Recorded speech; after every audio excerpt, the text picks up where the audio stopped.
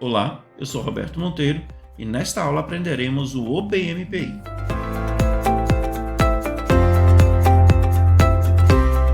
O OpenMPI foi desenvolvido inicialmente e apresentado a sua versão 2 em 1996. Posteriormente foram apresentadas as versões 3 e 4. O OpenMPI é uma interface para comunicação entre processos. Essa interface ela se baseia no envio e recebimento de mensagens. Esse processo de enviar e receber mensagens permite que diversos processos, ao compartilharem informações, possam realizar o processamento distribuído de um conjunto de dados que seria muito difícil de ser processado utilizando uma máquina só ou um processo só. Para isso, o MPI oferece toda uma infraestrutura. A arquitetura de um sistema utilizando o MPI consiste no hardware, o sistema operacional sobre ele e diversos processos que trocam mensagens entre si. Um processo não necessariamente precisa ou deve trocar mensagem com apenas um outro. Ele pode trocar com vários outros, não ao mesmo tempo, mas enviando e recebendo mensagens à medida que essas mensagens se tornam disponíveis. Convenciona-se que o processo 0 seja o mestre e os demais processos os escravos. O MPI apresenta diversas vantagens para o desenvolvimento de aplicações distribuídas. Uma delas é a portabilidade. A portabilidade significa que o MPI está disponível para uma grande variedade de sistemas operacionais e arquiteturas. Isso permite que você tenha um processamento heterogêneo, o que significa que eu posso ter no mesmo sistema a utilização de processadores diferentes, hardwares diferentes e sistemas operacionais diferentes, todos cooperando na rede para a execução e a solução de um determinado problema. O MPI apresenta mais de 300 subrotinas que facilitam a solução de diversos problemas paralelos, mas não é necessário utilizar essas 300 subrotinas para a maioria dos problemas. Nós veremos nesta aula as subrotinas mais utilizadas. Também há uma disponibilidade para uma grande variedade de necessidades. E embora o OpenMPI tenha uma especificação, que é o OpenMPI, ela está disponível em várias implementações diferentes. Não necessariamente a implementação OpenMPI como uma solução de software. Existem diversas distribuições diferentes. Para criar um programa em OpenMPI, nós devemos incluir o arquivo de cabeçalho mpi.h e inicializar a biblioteca, chamando a função MPI init, passando para ela os parâmetros argc e argv, que são recebidos pelo programa a partir da linha de comando do sistema. Para finalizar, nós devemos chamar a função MPI finalize. Aqui nós temos um esqueleto de programa básico em MPI.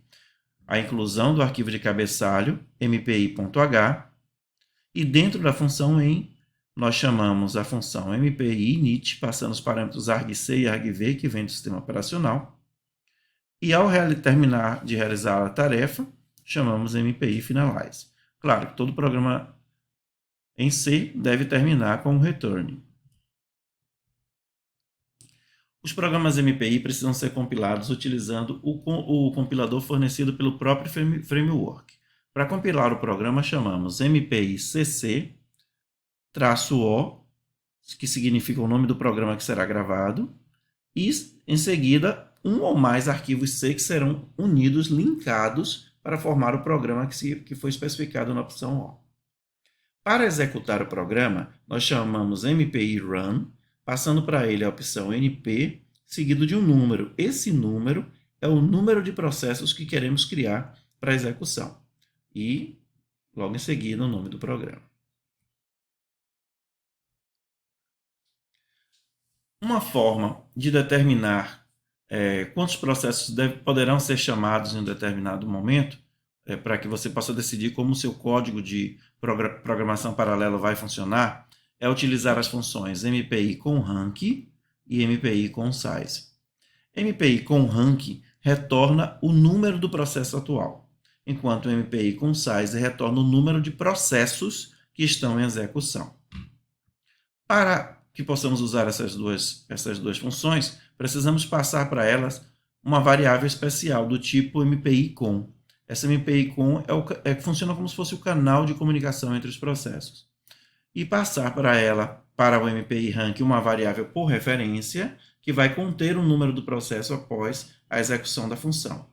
Da mesma forma, para obter o número de processos em execução no momento, nós passamos por referência uma outra variável, que neste caso vai ser retornada com o número de processos sendo executados naquele momento. Aqui nós temos um programa básico que permite obter o número do processo e o número de processos em execução. Iniciamos, como anteriormente, a biblioteca, passando para o programa a biblioteca mpi.h, incluímos também stdio.h para utilizarmos a função printf, e criamos duas variáveis, int rank, uma variável inteiro, rank, e uma variável inteiro numprox. Inicializamos a biblioteca e chamamos a função MPI com rank, passando para ela uma constante MPI com word, que é um canal que essencialmente permite que a comunicação ocorra entre todos os processos em toda parte. Passamos para ele, por referência, a variável rank, que vai conter o número do rank após a execução da função, e chamamos MPI com size, passamos também MPI com word, e a variável numprox por referência, que vai conter o número de processos.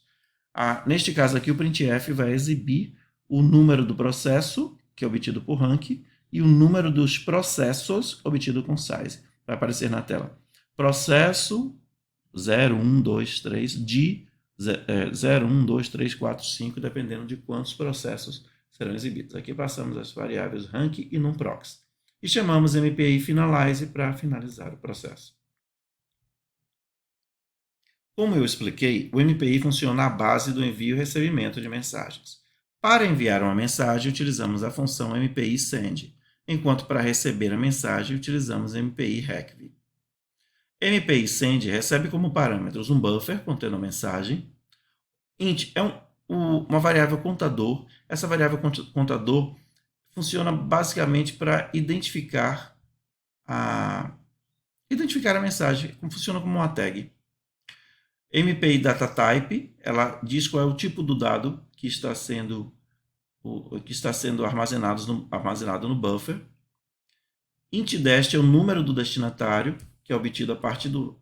Bem, o destinatário vai se identificar e saber qual é o rank dele a partir de rank, mas tenha em mente que esse número que o processo recebe de rank é o número que deve ser colocado aqui para o destinatário. Uma tag e MPI com, que é o canal de comunicação.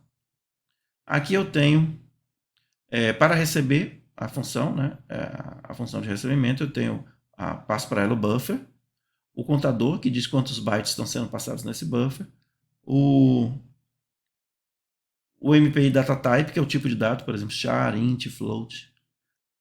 O número da fonte do source é o mesmo número que foi passado aqui. Então, se aqui foi passado 1, aqui é 1. Então, se você está enviando para send para o destinatário número 1, o source aqui, desculpe, o destinatário número 1, o source aqui é o número de quem está enviando. Esse enviando, por exemplo, se esse aqui for o número 1, e este daqui eu estou passando no destinatário 2, aqui vai ser o número 1, que vai estar recebendo. Essa tag precisa ser a mesma tag. E aí, aqui MPI com, que é aquele canal de comunicação, mesmo utilizado aqui em cima. E a variável status, que é utilizado para marcar, para retornar o status da comunicação. Aqui eu tenho um exemplo de envio e recebimento de mensagem. Novamente criamos duas variáveis, aqui rank e numproc, para conter o número do rank e o número dos processos em execução. Int source vai ser utilizado para definir o número do processo de origem e o número e target para o número do processo de destino. Status é uma variável que vai conter o status da transmissão da mensagem. A tag é utilizada como um rótulo para as mensagens. E o char MSG é a mensagem que vai ser trafegada. Inicializamos a biblioteca com MPI init. Obtemos o rank, ou seja, o número do processo atual, com MPI com rank, obtemos o número de processos em execução com MPI com size. E aqui nós fazemos para nós utilizarmos o mesmo programa, tanto para o mestre quanto para os escravos, nós criamos utilizamos o seguinte artifício. Se o rank for 0, tratamos como se fosse o mestre. E neste caso executamos essa função aqui, que vai ficar esperando as mensagens enviadas pelos escravos. Se não for 0, então é um escravo. Nesse caso nós vamos exibir a mensagem na tela. Processo 0, 1, 2, 3. Esse número vem de onde? De rank, em execução. Definimos o target como 0, porque é para onde nós queremos enviar a mensagem, para o mestre, que é o 0, e enviamos a mensagem. MPI send, MSG,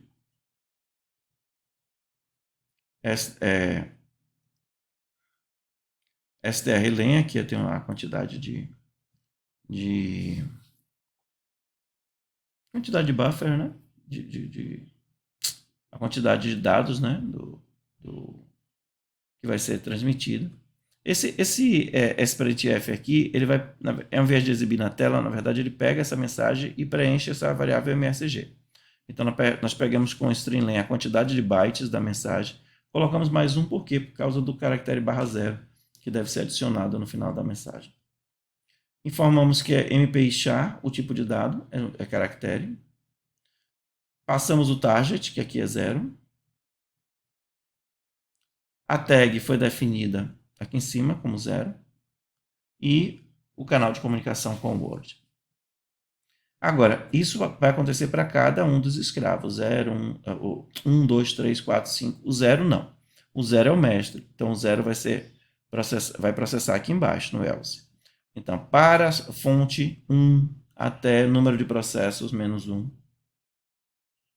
Aqui vai ser avançado o número da fonte. Então, ele vai receber a mensagem, recebe MPI recv, coloca no buffer. Aqui é o número de dados, o número máximo de bytes que é possível receber, que é 256. Informamos que o dado vem no formato char. E a fonte do dado é o número que esse laço for vai interagir aqui. 0, 1, 2, 3. Desculpe, 1, 2, 3, 4, 5. A tag 0, MPI com Word, que é o canal de comunicação, e status, para caso eu queira monitorar se houve algum erro ou não. E exibimos em seguida a mensagem na tela. Quando eu executo dessa forma, essa função é blocante. O que significa isso? Que a função vai bloquear a execução do programa até que chegue alguma mensagem. Se não chegar, o mestre ficará travado até que seja enviada alguma mensagem pelos escravos. E executamos finalize para finalizar a thread que estiver executando naquele momento. Se quisermos abortar a execução a qualquer momento, chamamos MPI abort, passando o canal de comunicação, e esse int aqui é um código de erro. Se uma determinada thread enviar executar um abort e o mestre estiver processando, ele vai receber aqui no status o código de erro. Às vezes, pode não ser interessante bloquear o mestre, por exemplo, ou qualquer processo enquanto espera por uma mensagem. O processo pode ter outras tarefas para executar. Para isso, o que é que nós fazemos? Nós testamos, verificamos se existe ou não uma mensagem para ser recebida. Fazemos isso com MPI probe. MPI probe retorna se existe ou não uma mensagem sendo processada naquele momento. Os parâmetros são parecidos com os parâmetros de recebimento. Número da fonte, a tag, o canal MPI com Word e a variável de status. Se nós quisermos contar quantos bytes estão sendo transmitidos, nós fazemos o seguinte, passamos a variável status, MPI datatype, para dizer qual é o tipo de dado que nós queremos saber, e uma variável para conter a contagem dos dados que estão sendo enviados. É isso, essa aula foi baseada no livro de Andrews, Foundation of Multithread, Parallel and Distributed Programming, também no livro de Cook, Introduction to Parallel Programming with OpenMP, Pthreads and MPI, e Programação Paralela com MPI, um curso introdutório de Silva. Eu gosto muito do segundo livro, o livro de Cook, porque ele cobre três das principais APIs de desenvolvimento de aplicações paralelas e que são cobertas no nosso curso. É isso.